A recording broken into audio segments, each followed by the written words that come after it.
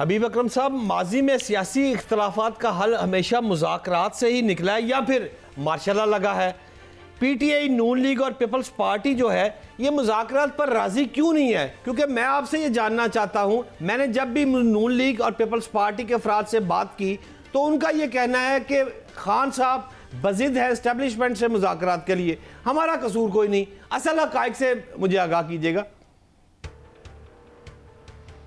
जहाँ तक आपकी ऑब्जर्वेशन है कि माजी में मामलात जो हैं वो यानी मुज़ाकरात से हल होते रहे हैं, तो पाकिस्तान में अनफॉर्चुनेटली ऐसा बहुत ही कम है। शाज़ो नादिर ही शायद कोई मिसाल आप पेश कर सकें। अभी मैं आपसे बात जब कर रहा हूँ तो मेरे जहन में फौरी तौर पर ऑफ द कफ ऐसी कोई मिसाल नहीं आ रही। उसकी वजह यह है कि पाकिस्तान के अंदर इस्टेब्लिशमेंट हमेशा एक फरीक रही है। दूसरा इसका सियासी पहलू यह है कि पाकिस्तान के अंदर जो 2024 का इलेक्शन है वो उसमें जो कुछ भी हुआ और जिस अंदाज से वो रिग किया गया वो तो खुद मुस्लिम लीग नून और पीपल्स पार्टी ने किया, बल्कि बिलखुसूस मुस्लिम लीग नून ने किया। अब अगर किसी भी तरीके से कोई भी पॉलिटिकल पार्टी जो इनके मुखालिफ हो और ख़ास तौर पर धांधली का हदफ रही हो वो इनके साथ बैठेगी तो किस बुनियाद पे बैठेगी?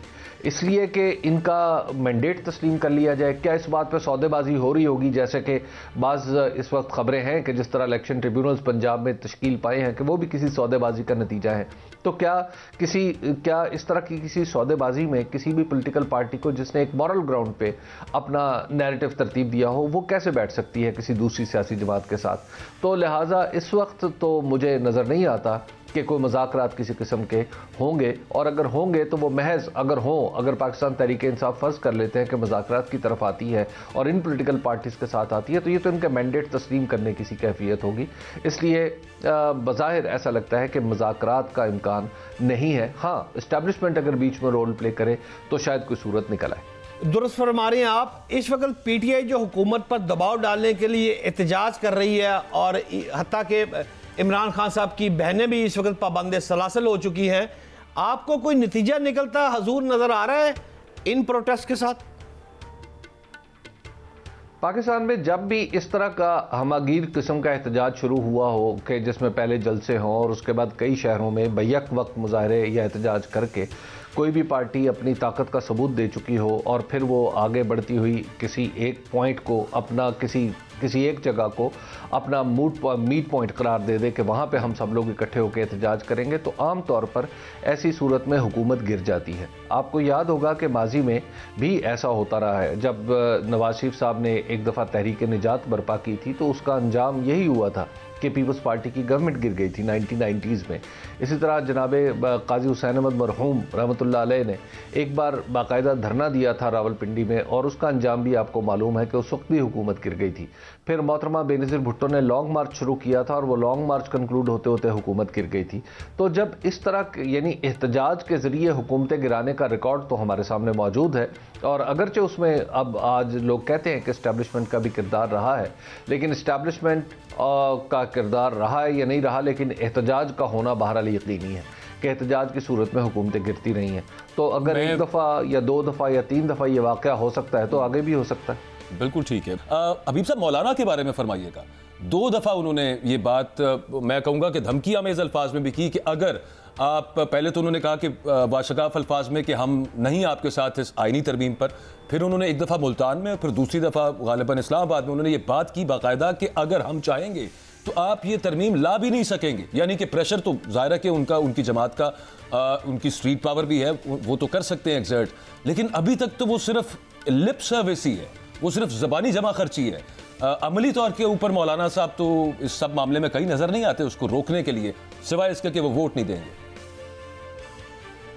अकबर बाजवा साहब, मैं आपकी तवज्जो दिलाऊंगा, आज से 3 हफ्ते पहले मौलाना फजल रहमान वो वाहिद कुव्वत थे जो इस गैर जमहूरी तरमीम बल्कि आइन शिकनी की इस कोशिश के बीच में दीवार बन के खड़े हो गए थे। उस वक्त सिर्फ उन्हीं के वोट थे, अगरचे पाकिस्तान तहरीक इंसाफ भी खिलाफ थी, लेकिन पाकिस्तान तहरीक इंसाफ के पास वो कुव्वत नहीं थी कि वो तनहा इसको रोक लेती। अगर मौलाना फजल रहमान एक कदम हुकूमत की तरफ बढ़ाते तो हुकूमत 100 कदम उनकी तरफ बढ़ा के मामलात को तय करती और वो तरमीम करवा लेते। और आज तक भी उनके रास्ते में जो ऐसी रुकावट है जो नाकाबिले उबूर है हुकूमत के रास्ते में, तो वो मौलाना फजल रहमान है। ये ज़रूरी नहीं होता कि मौलाना फजल रहमान सड़कों पे निकल रहे हों और वहाँ पे धरने और एहतजाज जारी हों। मौलाना फजल रहमान के पास इस वक्त जो पार्लिमानी नंबर्स हैं वो इतने अहम हो चुके हैं कि वो हुकूमत को रोके हुए हैं। लिहाजा ये कहना कि मौलाना फजल रहमान सिर्फ लिप सर्विस कर रहे हैं तो मेरा ख्याल है कि मुनासिब नहीं होगा। मौलाना फजल रहमान को यानी मौलाना फजल रहमान ने जो काम किया है और अब तक जिस तरह डटे हुए हैं वो पाकिस्तान के दस्तूर की तबाही के रास्ते में एक ऐसी रुकावट बन के खड़े हो गए हैं जिसकी जितनी भी तारीफ की जाए कम है। ठीक, 163A के हवाले से बात करना चाहूँगा हबीब भाई।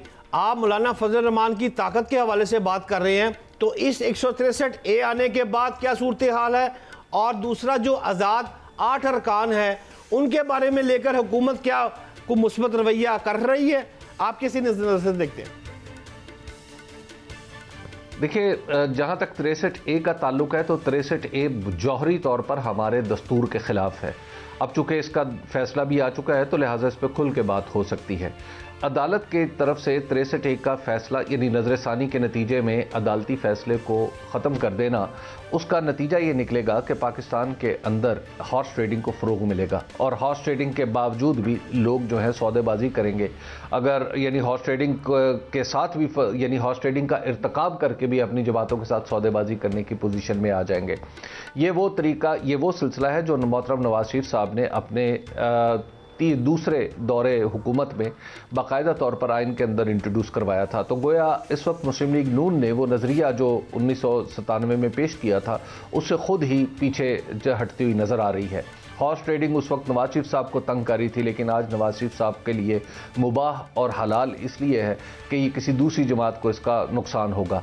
और हमेशा ये हमें सोचना चाहिए, ये भी हमें जहन में रखना चाहिए कि 63A की तलवार सिर्फ PTI पर नहीं चलेगी, बल्कि ये ख़ुद हुकूमत के अंदर भी अब लोगों के पास ये गुंजाइश पैदा हो गई है कि उन्हें पता है कि उनकी हुकूमत एक ऐसी हुकूमत है जो बिल्कुल भी पॉपुलर वोट के ज़रिए नहीं आई, बल्कि इलेक्शन कमीशन की मेहरबानी पे खड़ी हुई है।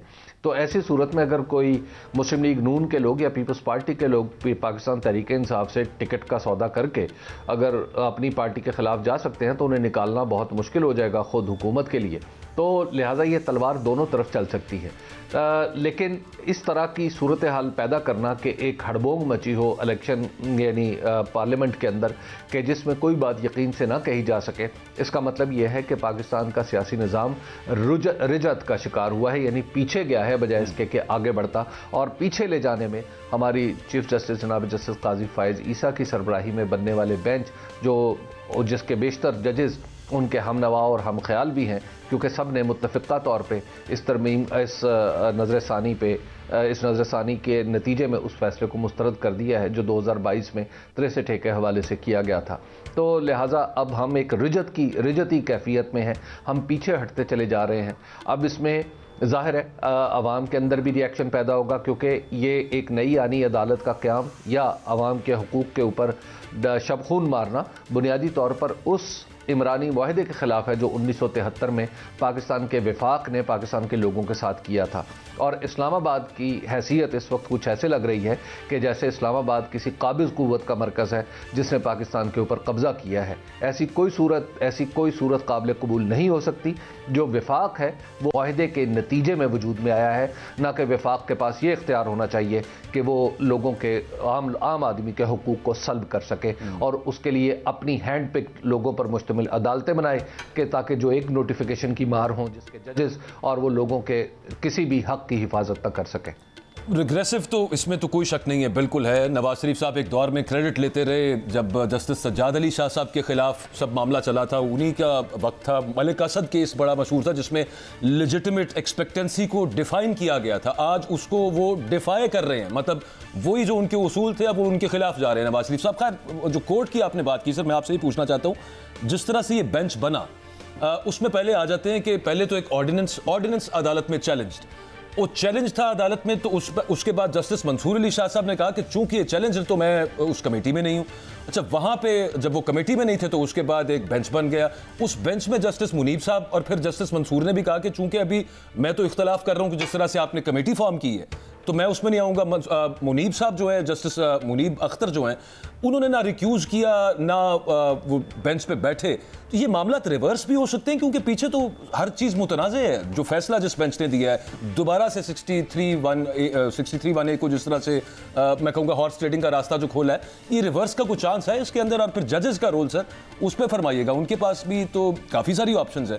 कहा जा रहा था कि सीनियर प्यूनी जज हैं, वो फुल कोर्ट का वो भी इजलास बुला सकते हैं, लेकिन ऐसा भी कुछ देखा नहीं हमने। अकबर बाजवा साहब, अभी आपने जिन वाक़यात को तरतीब से बयान किया है, अगर ये दुनिया के किसी भी मुल्क में हो रहे होते और हम 8 फरवरी के धांधली से न गुजर चुके होते, तो दुनिया के किसी भी मुल्क में ये वाक़यात इसी तरह रूनुमा होते, इसी तरह ऑर्डिनेंस आता, इसी तरह अचानक बदल दिया जाता, बेंचों की तश्कीलें नौ कर दी जाती, एक सीनियर जजों को उसमें से निकाल दिया जाता, जो एक मेरिट पे जो सारी चीज़ें थी उनको उलट पुलट करने के लिए एक ऑर्डिनेंस जारी कर दिया जाता, तो हम लोग एक लतीफ़े के तौर पे हंस रहे होते। हम सोचते कि दुनिया के फलां मुल्क जहाँ पे ये सब कुछ हो रहा है, वहाँ पर दस्तूर की बुनियादी तालीम भी क्या किसी के पास नहीं है कि जो इतनी गलत हरकतें हो रही हैं। लेकिन अनफॉर्चुनेटली ये दुनिया के किसी दूसरे मुल्क में नहीं, हमारे मुल्क में हुआ है। ये कानून के नाम पर और दस्तूर के नाम पर एक लतीफ़ा है, और इस लतीफ़े की है, और लतीफ़ा भी इतना भद्दा है कि जिस पर हंसी नहीं आती, बल्कि सुनाने वाले या इस लतीफ़े को करके दिखाने वालों की फनकारी और महारत पर रोना आता है। तो ऐसी सूरत में कि ये जिस तरह लतीफ़ा बरपा हुआ है और इसके नतीजे में जो फ़ैसला आया है, उस फ़ैसले की हैसियत भी वही है जो किसी बोदे लतीफ़े का अंजाम होता है। तो लिहाजा ये ज़्यादा देर नहीं चलेगा। आगे चल के अगर जो सूरत हाल है उसमें ऐसी तब्दीलियाँ आने का इम्कान मौजूद है कि जिसमें ये फ़ैसला अंडू हो सकता है।